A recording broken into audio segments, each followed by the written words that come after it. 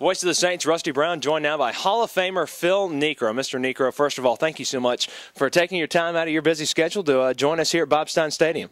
Beautiful stadium. I like it up here. I'm waiting, excited to see the Saints play this year. I know they got a good ball club, so it's a beautiful ballpark. My goodness. So if you haven't been here, come on up and see. You're going to enjoy this.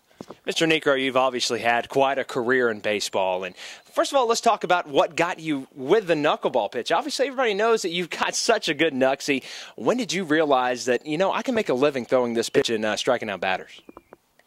Oh, I think when I got to the big leagues, I think is when I realized that it got me there. I learned that in the backyard back in Ohio from my father. I pitched 4 years of high school and went to a tryout camp, walk on, and I got signed. And then it was up to me to make the commitments, make the sacrifices, and to get there. And I knew there was a light down at the end of the tunnel. It had a lot of this and that in, a lot of detours, but I finally just made the commitment that I was going to get there. And very fortunate and very blessed to be able to play the game that long.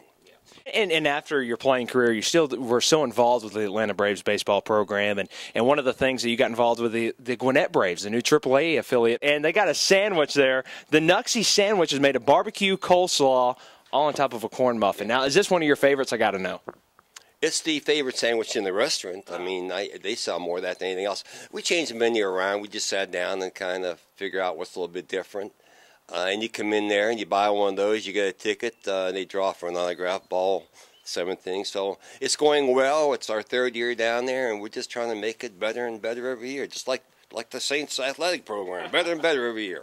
And speaking of the Saints baseball program here at North Georgia, you've got a chance to see a little bit of what is going on at the college level. And baseball really booming here at the Division II level, really expanding. And what is some of the advice you can give some of these players at the high school and collegiate level to possibly get to that next level, and for pitchers especially, trying to get seen by those professional scouts? Practice, practice, practice. And when you get tired of practicing, just practice some more.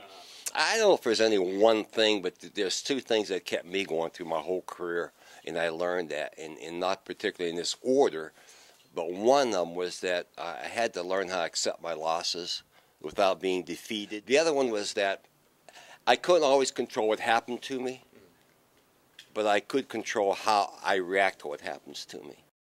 I think if you keep yourself in self-control most of the time, you can work out any little problems that come along, and there are a lot of problems. But hey, you don't have to throw hard to get in the big leagues. I couldn't throw 85 miles an hour now to get there. You faced a lot of great batters during your time, a long career. Tell some of the players that you hated seeing climb into the box against you, and what were some of the ones that had better success, and what are the ones that you said, you know what, I'm going to get this guy out?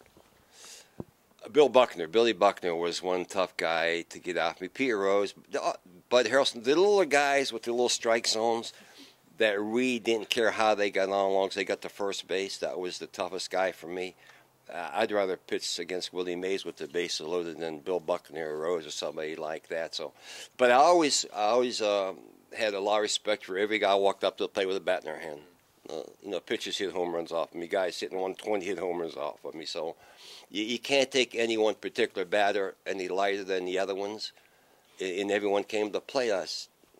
Get this guy out, get paid to this guy out. It always worked that way, but that's the feeling I had out there on the mound. All right, the Saints going to be trying to get in some outs this year as well. Coming out April 9th, there'll be Alumni Day out here at Bobstein Stadium. Phil Niekro will be out here as well. Come out and join us. Mr. Niekro, thank you so much for joining us, and we look forward to April 9th. I'm looking forward to it, too.